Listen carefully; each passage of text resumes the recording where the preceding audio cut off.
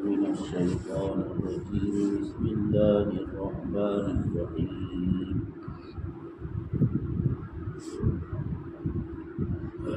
إنا جعلنا في أعناقهم أغلالا فهي إلى الأذقان فهم مقمحون وجعلنا من بين أيديهم سدا ومن خلفهم سدا فأغشيناهم فهم لا يبصرون وسواء عليهم أأنذرتهم أم لم تنذرهم لا يؤمنون إنما تنذر من اتبع الذكر وخشي الرحمن بالغيب فبشره بمغفرة وأجر كريم إنا نحن نحيي الموتى ونكتب ما قدموا وآثارهم وكل شيء أحصيناه في إمام مبين.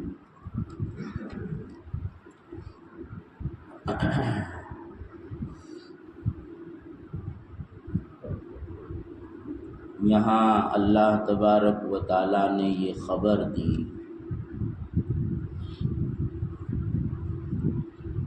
کہ بہت سے لوگوں نے یہ ٹھان لیا ہے کہ وہ نبی کو نہیں مانیں گے اور ان کی باتوں کو قبول نہیں کریں گے.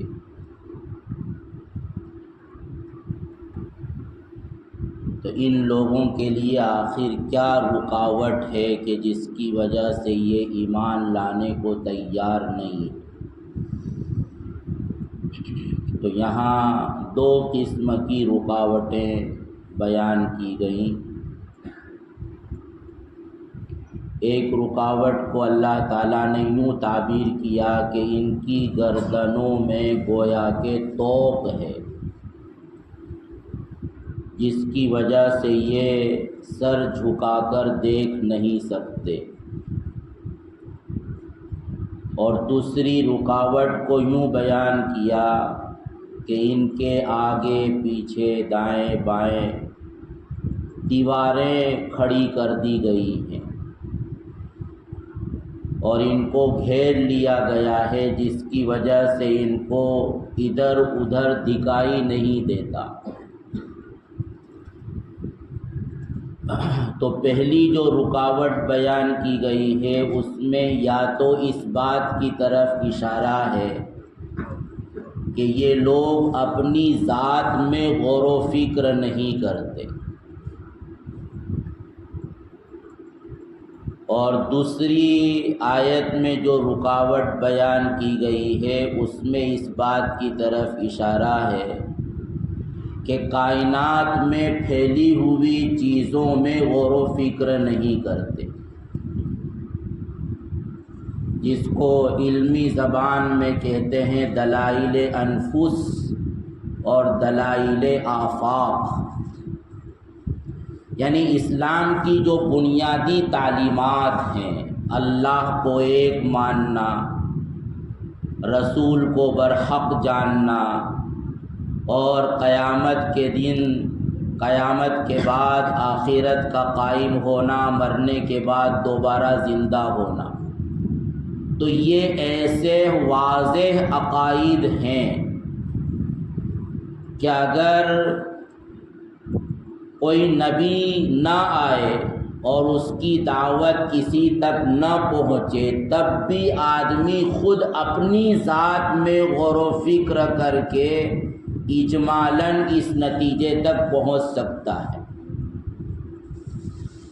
کہ خود انسان اپنی ذات میں غور کرے کہ میں ایک ناپاک نطفہ تھا کہ جو کپڑے پر لگ جاتا تو اس کو پاک کیا جاتا، لوگ اس سے نفرت کرتے، اپنے آپ سے اس کو دور رکھنے کی کوشش کرتے. تو اس ایک ناپاک قطرے اور نطفے سے آخر اللہ تعالیٰ نے ایک اچھا خاصا انسان کیسے بنا دیا. پیٹ میں اگر بنایا ہے تو وہاں کون سی قدرت کام کر رہی تھی؟ جان کس نے ڈالی؟ جب وہ پیدا ہوا تھا تو اس کے اندر بولنے کی طاقت نہیں تھی، چلنے کی طاقت نہیں تھی، ہر چیز کو سننے اور سمجھنے کی صلاحیت وہ نہیں رکھتا تھا، اپنے ہاتھوں سے کوئی چیز اٹھا نہیں سکتا تھا، اپنی ضرورت کو اپنی زبان سے بول کر مانگ نہیں سکتا تھا۔ تو آخر کون سی قدرت ہے کہ اس نے بولنا سکھایا، چلنا سکھایا، سمجھنا سکھایا، سننا سکھایا، ہاتھ پیر کے اندر طاقت دی، حتیٰ کہ وہ ایک اچھا خاصا انسان بن گیا؟ ظاہر ہے کہ ماں باپ تو یہ نہیں کر سکتے۔ بہت سے لوگ تو وہ ہیں کہ جو اولاد کی تمنا کرتے کرتے مر گئے لیکن ان کے یہاں اولاد ہی نہیں ہوئی۔ بہت سے لوگ ہیں کہ جن کے یہاں اولاد ہوئی لیکن وہ اپاہج اور معذور تھی۔ اگر ماں باپ کے اندر طاقت ہوتی تو کیا ان کے اپاہج پن کو اور معذوری کو دور نہیں کر سکتے تھے؟ تو آخر کون کی ذات ہے کہ جو سب یہ کر رہی ہے کہ جس کو بولنا نہیں آتا تھا اس کو بولنا سکھا دیا، جو سمجھ نہیں پاتا تھا اس کو سمجھنا اور دوسروں کو سمجھانا بھی سکھلا دیا،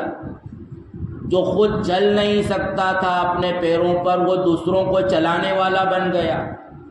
جو اپنے پیروں پر کھڑا نہیں ہو سکتا تھا وہ دوسروں کو کھڑا کرنے لگ گیا، جو اپنی ضرورت خود پوری نہیں کر سکتا تھا وہ آج دوسروں کی ضرورت پورا کرنے والا بن گیا۔ انسان خود اپنی ذات میں اپنی اصل سے لے کر اب تک کی زندگی میں غور کرے تو وہ خود اس نتیجے پر پہنچتا ہے کہ واقعتاً کوئی نظر نہ آنے والی طاقت ہے جو مجھ کو وہاں سے یہاں تک لے آئی ہے۔ پھر انسان غور کرے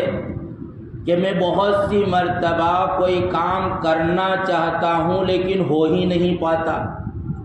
اور بہت سی مرتبہ تھوڑی سی محنت کرنے کے نتیجے میں وہ کام ہو جاتا ہے۔ تو اگر میں با اختیار ہوں تو ہر کام کیوں نہیں کر لیتا، اور اگر میں مجبور ہوں تو بہت سے کام میں کیوں کر لیتا ہوں؟ کوئی بھی انسان بیمار نہیں ہونا چاہتا لیکن وہ کیوں بیمار ہو جاتا ہے؟ بہت سے لوگ ہیں کہ بیمار ہونے کے بعد انہوں نے علاج کیا تو وہ تندرست ہو گئے لیکن وہی علاج دوسرے نے لیا تو اس کی بیماری ختم نہیں ہوئی۔ بہت سے لوگ ہیں کہ جو اپنے روزگار کے لیے رات دن محنت کرتے ہیں لیکن پھر بھی ان کو روزگار نہیں ملتا۔ بہت سے لوگ ہیں کہ جو تھوڑی سی محنت کر لیتے ہیں لیکن خوب کماتے ہیں۔ تو آخر یہ سب کیا ہے؟ یہ خود اس بات کی دلیل ہے کہ جو کوئی ہے طاقت کہ جو اپنی مشیت سے اپنے حکم سے یہ نظام چلا رہی، تو انسان خود اپنی ذات میں غور کرے تو وہ اللہ تک پہنچ سکتا ہے۔ اور انسان اگر اپنی ذات میں نہیں تو ارد گرد میں جو حالات جو چیزیں اس کو نظر آ رہی، آسمان ہے، زمین ہے، پہاڑ ہیں، طرح طرح کے جانور ہیں، اور سورج کا نکلنا، سورج کا غروب ہونا، رات کا آنا جانا، موسم کا تبدیل ہو جانا، بارشوں کا نظام، بارشوں کا رک جانا، زمین سے غلوں کا پیدا ہونا، قحط کا پڑ جانا، طوفانوں کا آ جانا، ہواؤں کا چلنا، زلزلہ، تو آخر یہ کون ہے؟ ظاہر ہے کہ کوئی ایسی کانفرنس تو نہیں ہوئی تھی کہ ہر روزانہ صبح کو اتنی بجے سورج کو نکالنا ہے اور اتنی بجے غروب کر دینا ہے، لیکن یہ برس ہا برس، کروڑ ہا کھرب سالوں سے یہ نظام ایسا پرفیکٹ چل رہا ہے کہ اس میں ایک سیکنڈ کا بھی فرق نہیں آتا۔ حتیٰ کہ اس نظام کی وجہ سے لوگوں نے باقاعدہ کیلنڈر بنا لیے، جنتریاں بنا لی، اور سالوں سال کی جنتری ہے، کوئی فرق نہیں آتا۔ اگر 6:49 پر طلوع ہونا ہے تو وہ ہر سال اسی پر سورج طلوع ہوتا ہے۔ تو یہ پرفیکٹ نظام آخر کون چلا رہا ہے؟ کیا یہ عقل مندی ہوگی کہ یوں کہا جائے کہ خود بخود چل رہا ہے؟ خود بخود میرا پیٹ نہیں بھر سکتا، خود بخود میرے کپڑے نہیں دھل سکتے، اور خود بخود میری ٹوپی میرے سر پر نہیں آ سکتی، خود بخود میں اٹھ نہیں سکتا جب تک کہ میں ارادہ نہ کروں اٹھنے کا، تو آخر اتنا بڑا نظام وہ کیا خود بخود چلے گا؟ تو یہ کہا جا رہا ہے کہ انسان اس وقت اس طرح کی باتوں کو قبول کرنے سے انکار کر دیتا ہے جب کہ وہ خود اپنی ذات پر غور و فکر نہیں کرتا، اور کائنات میں، دنیا میں جو پھیلی ہوئی چیزیں ہیں، جو روز مرہ کی تبدیلیاں ہیں، اس میں غور و فکر نہیں کرتا۔ کسان کھیتی کرتا ہے تو زیادہ سے زیادہ وہ کیا کرتا ہے؟ زمین کو نرم کیا اور دانہ ڈال دیا، وقت پر پانی دے دیا، لیکن اس دانے کے اندر کس نے صلاحیت پیدا کی کہ وہ نرم ہو گیا، کہ اس سے ہری بھری کمپل نکلنے لگی؟ وہ نازک کمپل وہ زمین کو پھاڑ کر کیسے نکل رہی ہے؟ بعض مرتبہ چٹان سے نکل جاتی ہے کمپلیں اور گھاس پھوس ماں اگ جاتی، پھر ان کو کون بڑا کرتا؟ ایک دانہ بویا تھا اور گیہوں کے وہاں پر سینکڑوں دانے نکل جاتے ہیں، کون ان کو پھر وہ نرم ہوتے ہیں تو ان کو سخت کر دیتا ہے؟ تو یہ کیسے کہا جائے اس کو کہ یہ خود بخود ہو جاتا ہے؟ ظاہر ہے کہ کوئی قدرت اس کے پیچھے کار فرما ہے۔ ایک انسان چھوٹی سے چھوٹی چیز بناتا ہے تو وہ خود بخود نہیں بن جاتی۔ تو یہ انسان اگر غور کرے اور چاہے اس تک کسی نبی کی دعوت نہ پہنچی ہو، قرآن کا کوئی پیغام نہ پہنچا ہو، تب بھی وہ اللہ کی اتنی تو معرفت حاصل کر سکتا ہے کہ کوئی ایک ایسی ذات ہے۔ اسی لیے علماء نے یہ بات لکھی ہے کہ مان لیجئے کہ کوئی شخص دنیا کے ایسے کونے میں رہتا ہے کہ جہاں آج تک کوئی نبی نہیں پہنچا، نبی کا پیغام براہ راست بھی نہیں پہنچا اور بالواسطہ لوگوں کے واسطے سے بھی نہیں پہنچا، کوئی اللہ کی کتاب بھی اس تک نہیں پہنچی، تو اس کو بھی شرک کرنے کی اجازت نہیں۔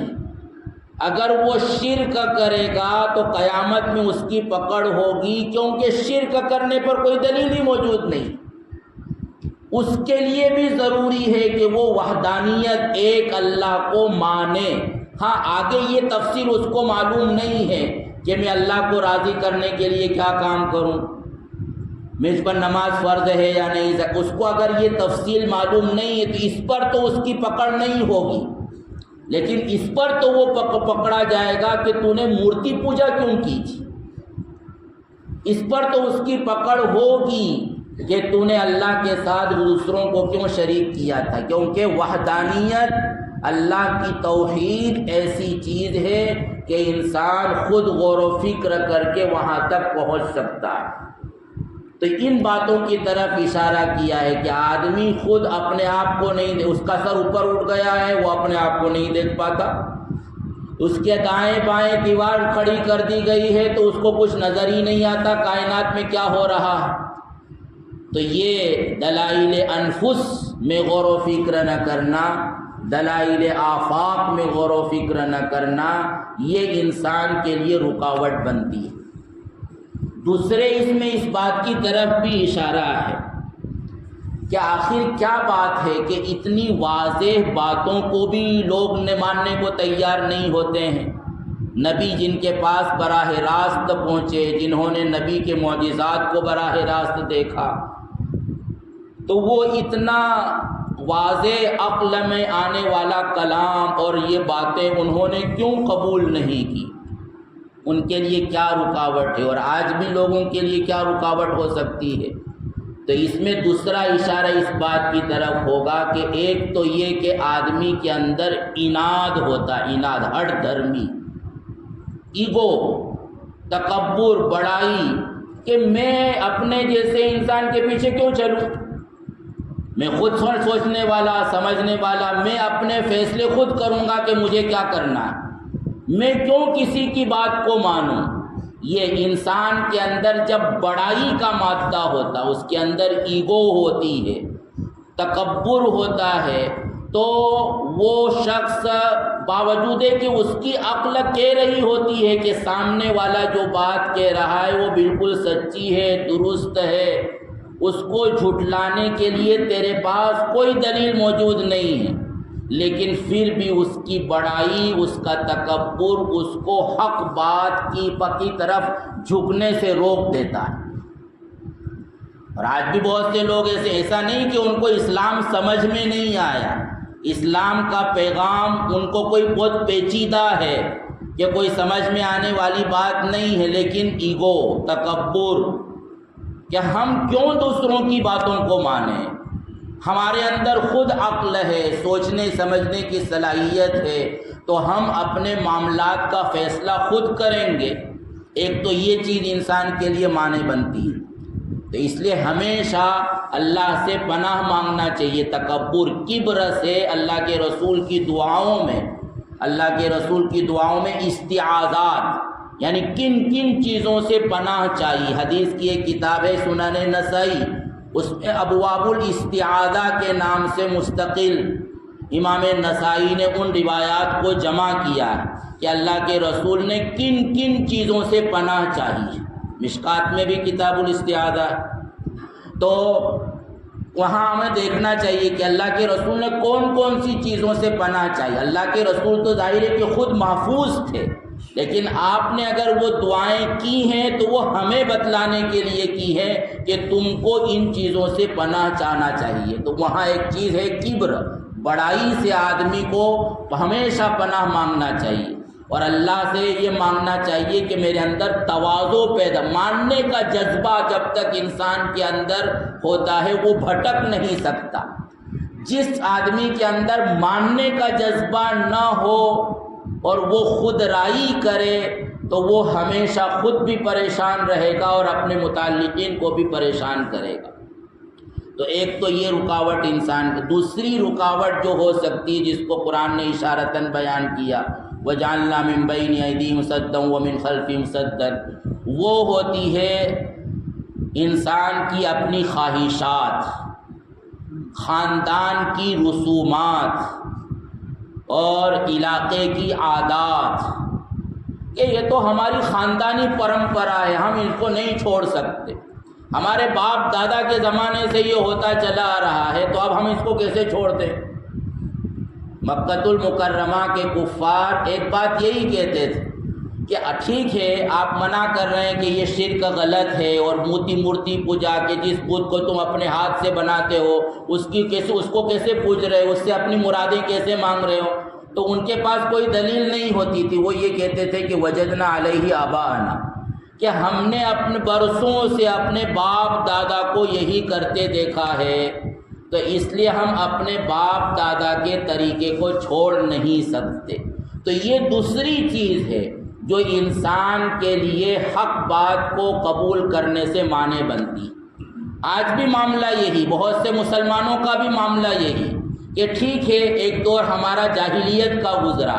کہ ہم نہیں جانتے تھے شریعت کیا ہے، سچ سنت کیا ہے، لیکن اب ہمارے سامنے شریعت آ گئی، سنت آ گئی، ہم کو معلوم ہے کہ یہ چیز بدعت ہے،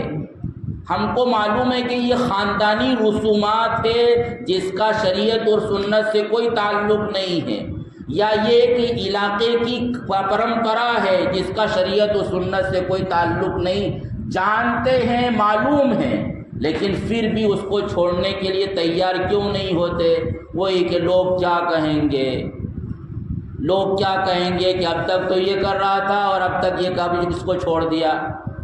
لوگ کیا کہیں گے کہ اپنے باپ دادا کو گویا غلط مان رہا ہے کہ انہوں نے غلط کیا۔ تو ظاہر ہے کہ غلط کیا تو ہے وہ غلط جو غلط کیا ہے انہوں نے۔ ماں باپ اگر وہ کچے مکان میں رہتے تھے تو ایسا نہیں ہے کہ بیٹا مالدار ہو گیا تو وہ پکا مکان نہیں بناتا۔ ماں باپ اگر مزدوری کرتے تھے، محنت کرتے تھے، بیٹا اچھا پڑھا لکھا ہے، وہ جو ملازمت کر رہا ہے، تو وہ یہ نہیں کہتا کہ میرے باپ تو ٹھیلا گاڑی چلاتے تھے تو میں بھی ٹھیلا گاڑی چلاؤں گا، وہ تو کچے مکان میں رہتے تھے تو میں بھی کچے مکان میں رہوں گا۔ تو یہاں کیوں انسان اپنے ماں باپ کے رہن سہن کے طریقے کو چھوڑ دیتا؟ وہ سمجھتا ہے کہ ان کے حالات ایسے ہی تھے، اس لیے انہوں نے ایسی زندگی بسر کی، ہمارے پاس وسائل ہیں تو ہمیں خواہ اپنے آپ کو مشقت میں ڈالنے کی کیا ضرورت؟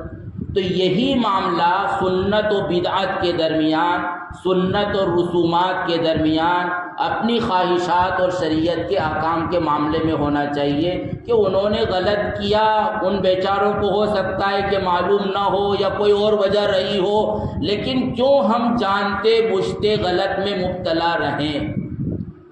تو یہ انسان کے لیے خاندانی رسومات، اسی لیے ہم اپنے معاشرے میں بھی دیکھیں، بہت سے لوگ ہیں جو نمازی بن جاتے ہیں، بہت سے لوگ ہیں کہ جو حلال حرام کی بھی فکر کر لیتے ہیں، زکوٰۃ بھی ادا کر دیتے ہیں، جنہوں نے حج و عمرے بھی کر لیے، لیکن خاندانی رسومات سے پیچھا اب تک ان کا نہیں چھوٹا، حالانکہ ان کو معلوم ہے کہ یہ غلط چیز ہے، سنت کا اس کا تو کوئی تعلق نہیں، لیکن وہ رسمیں جو چل رہی تھی ہمارے جاہلیت کے زمانے میں وہ آج تک چل رہی ہے، ان کو اس انسان چھوڑنے کے لیے تیار نہیں۔ تو یہ انسان کے لیے حق بات کو قبول کرنے سے رکاوٹ بنتی ہے، یہ دو چیزیں۔ تو ان کو قرآن نے بیان کیا اور فرمایا کہ ایسے لوگوں کا معاملہ یعنی گویا ایسے لوگ ٹھان لیتے ہیں کہ ہم کو ماننا ہے ہی نہیں، تو اب ایسے لوگوں کو آپ دعوت دیں یا نہ دیں،